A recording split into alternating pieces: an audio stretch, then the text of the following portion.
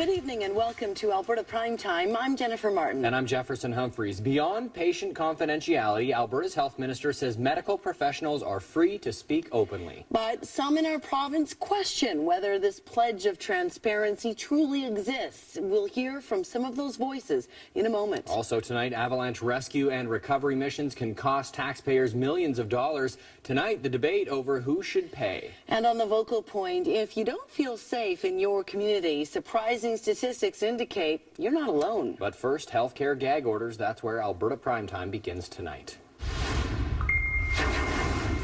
The new Minister of Alberta's tumultuous healthcare portfolio says despite widespread criticism and debate in the public, Jean Swizdesky does not know of any attempts by government to silence healthcare workers. Some within the system are quietly suggesting otherwise.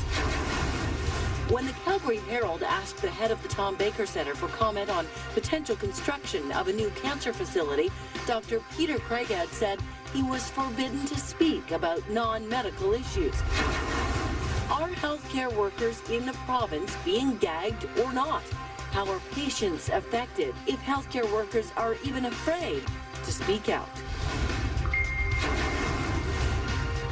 How is Alberta's entire political landscape impacted? To discuss the freedom to speak within Alberta's health sector, Joe McGilvray, Executive Director of the Calgary Rural Primary Care Network, David Harrigan, Director of Labour Relations at the United Nurses of Alberta, and John Church, who is a researcher at the University of Alberta's Centre for Health Promotion Studies. Welcome to Alberta Primetime, everyone.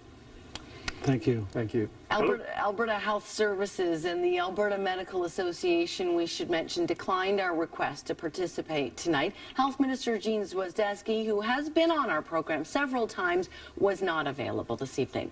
Minister Swizdesky did say this, though, in the legislature on March 16th. To my knowledge, there has not been any no-talk order issued, certainly not by me, certainly by no one in Alberta Health and Wellness, and to the best of my knowledge, neither from anyone within Alberta Health Services.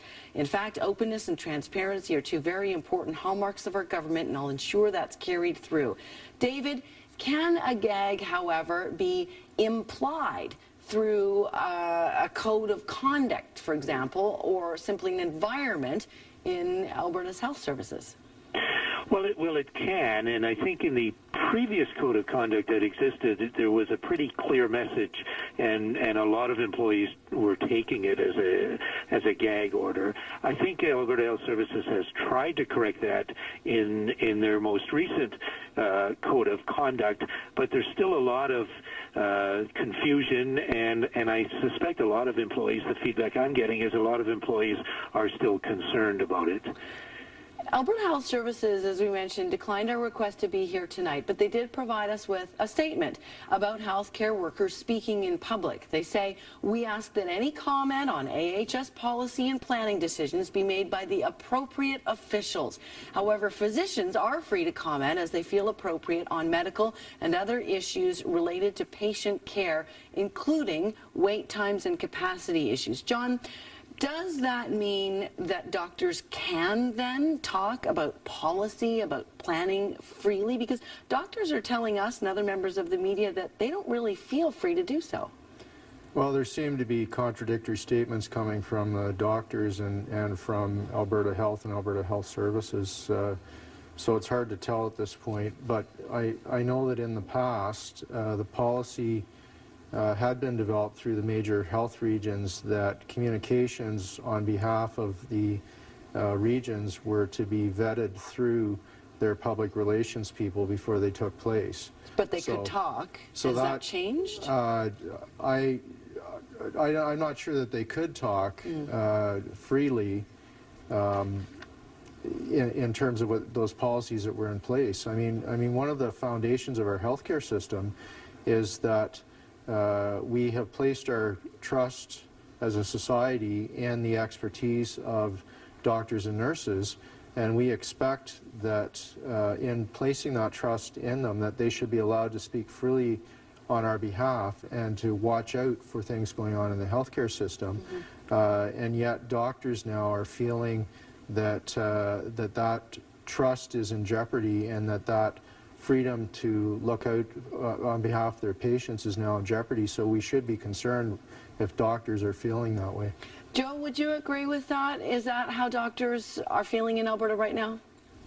Afraid? Well, I don't think I can speak on behalf of doctors. I think it's healthy that we're having this conversation because it butts up against some of the most important principles in our health system, and particularly the Hippocratic tradition and the mandate for professionals, particularly physicians, to hold patient interest above other considerations and to do that without even self-interest or employment interest in mind. So, you know, I think there's strong traditions that are being touched upon here and discussed in this discussion, and I think that's healthy.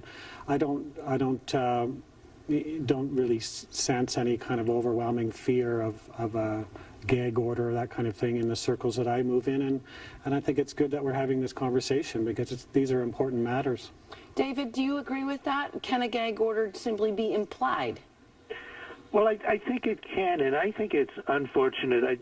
If I can just use one example, I think it would have been better had Alberta Health Services brought somebody here to say there is no gag order. But by refusing to even address it, I think Alberta Health Services unfortunately just clouds the issue, and sometimes people can believe from that there's an implication that they should remain silent.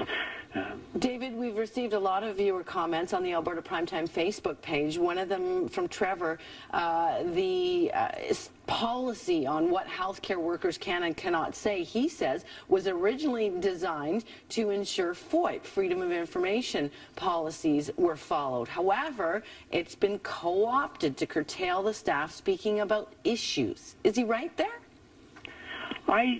I think if you look at the current policy, I don't think the way it's written is a problem. I think it makes sense to say if you're going to be speaking on behalf of Alberta Health Services, then only the official representatives should do that. And I don't think there's anything written in their policies that say staff should not talk about issues. And as some of the other speakers said, healthcare professionals have to be able to talk about healthcare issues. You might be surprised to learn that Alberta Health Services told us that their references for external communications, media relations staff is not free for public viewing. The guidelines for those staff are secret. We'll talk about that, and we'll ask our panelists, is any lack of free speech in a public healthcare system undemocratic? How much information should Albertans expect? How much do we have a right to demand? Let us know what you think, too. Here are panelist answers as well when Alberta Primetime returns right after the break.